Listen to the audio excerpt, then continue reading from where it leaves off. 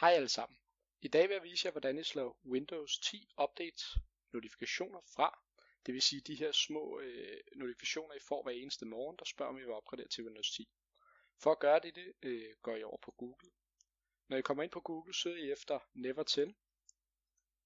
Så går I ind på hjemmesiden grc.com. I kan se adressen her, det er meget vigtigt, at den adresse stemmer overens.